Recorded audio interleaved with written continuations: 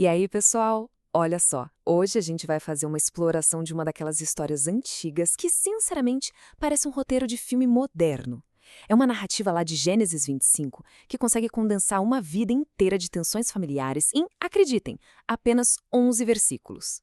É um estudo de caso sensacional e super atual sobre impulsividade, legado e como uma decisão de um milésimo de segundo pode ter consequências permanentes. Vamos mergulhar e entender como um simples prato de comida literalmente reescreveu a história de uma família inteira. Mas antes da gente entrar na linha do tempo dos eventos, pensem nisso aqui. Alguém trocaria todo o seu futuro, toda a sua herança, por uma única refeição? Parece loucura total, né? Quem, em sã consciência, abriria mão de tudo que tem direito lá na frente só para matar uma vontade imediata agora? Pois é exatamente esse o conflito central que estrutura todo o texto que vamos analisar. Entender essa premissa é a chave para sacar a cabeça dos nossos protagonistas. Bom, parte 1. O nascimento dos gêmeos. Vamos dar uma olhada em como tudo isso começou. A história não começa na tal negociação da comida, tá? Ela começa muito antes, com o fim de uma longa, mas bem longa espera. O detalhe crucial aqui é esse número, 60. O pai, Isaac, tinha cravados 60 anos de idade quando essas crianças finalmente nasceram. E isso não é só um fato aleatório da biografia dele. Isso estabelece o cenário de uma profunda antecipação. Foram décadas de expectativa até que esses filhos chegassem. Imagina a carga de esperança depositada nesse nascimento.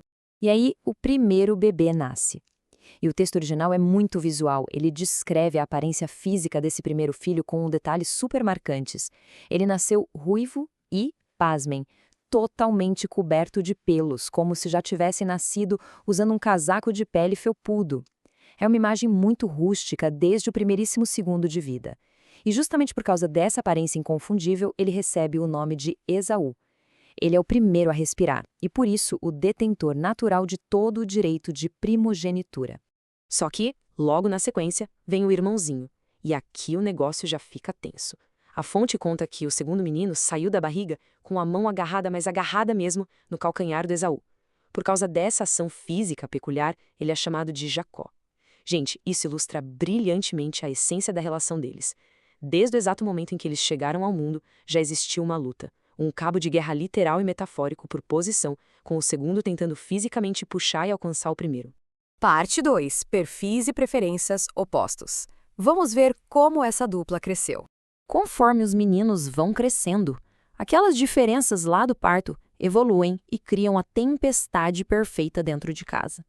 A tensão psicológica da família começa a ficar claríssima. De um lado, a gente tem o Esaú, o cara da ação, perito na caça, que vive desbravando o campo. E ele é o grande favorito do pai, Isaac, especificamente porque o pai adorava comer a caça dele. Do outro lado, Jacó, que é descrito como um homem simples, mais na dele, que preferia ficar habitando nas tendas. E ele, por sua vez, conquista a preferência e o amor total da mãe, Rebeca. Ou seja, é uma casa totalmente dividida por afinidades e talentos opostos. Parte 3. A negociação do guisado. É aqui que a história realmente pega fogo. O grande clímax acontece num dia que parecia super cotidiano, mas que estava carregado de tensão. O Jacó preparava um guisado, uma sopa em casa, quando Esaú chega do campo aberto completamente exausto de caçar. A fome crônica encontra a comida pronta ali no fogão. A primeira coisa que o Esaú faz é implorar: pelo amor de Deus, me deixa comer desse guisado vermelho aí porque eu tô exausto. É uma cena tão visceral que chega a redefinir a própria identidade dele.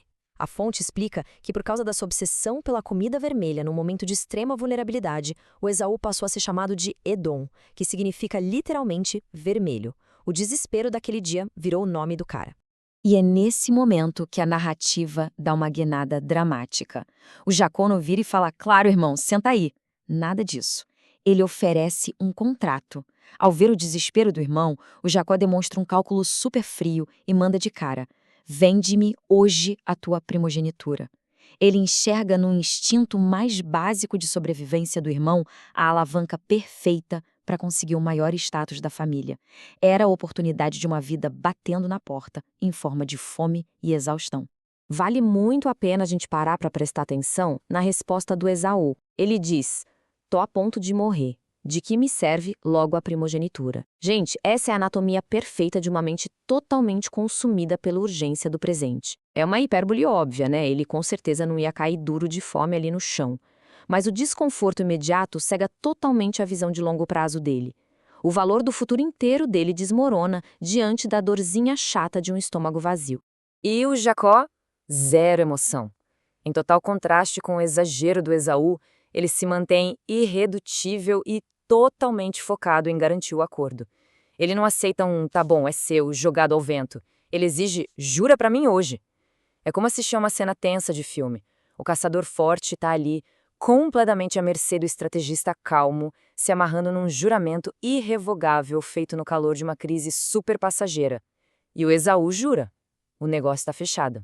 Parte 4. Desprezando a primogenitura. Vamos ver as consequências rápidas disso tudo. Transação firmada, futuro vendido e chega a hora de pagar o preço que selou essa troca de destinos. E o que o Jacó entrega nas mãos do irmão? Pão e um prato de lentilhas. Foi exatamente esse o preço de um legado. O direito absoluto de ser o líder da família, de receber o dobro da herança, de ter o respeito histórico de gerações. Tudo isso foi liquidado e trocado por uma refeição que ia ser digerida e esquecida em questão de horas. O contraste entre o tamanho da primogenitura e a mixaria do pagamento é simplesmente chocante. E qual foi a reação do Esaú a essa troca colossal? O texto acelera e joga os verbos pra gente numa sequência rápida, fria e direta. Comeu, bebeu, levantou, foi embora. Uma cadência de ações puramente mecânicas, sem hesitar, sem se arrepender na hora, sem nem dar uma olhadinha para trás. Ele matou a fome, bebeu sua água, levantou da mesa e foi viver a vida, tratando a transferência da herança histórica com a mesma casualidade de quem acaba de comer um lanchinho da tarde. E aí, a narrativa nos atinge com essa marretada final para fechar a história. Assim desprezou Esaú a sua primogenitura. O autor do texto original não passa pano. Ao trocar algo de um valor duradouro e imenso por algo tão trivial e efêmero, o Esaú provou que simplesmente não dava a mínima para o que tinha. O desprezo dele não foi declarado com gritos ou xingamentos. Ele foi demonstrado através da banalidade absurda da escolha dele. O que traz a gente de volta àquela nossa reflexão lá do início. A história termina, mas a implicação dura para sempre. A satisfação imediata de uma fome compensou a perda permanente de um legado inestimável. Fica essa baita provocação sobre as nossas próprias barganhas do dia a dia. Até que ponto nosso cansaço, nossa pressa e os nossos próprios guisados vermelhos estão fazendo com que a gente venda o nosso futuro silenciosamente? É um lembrete poderoso de que escolhas feitas em 1 minuto podem durar a vida inteira. E com essa, a gente encerra mais essa exploração fascinante das decisões humanas.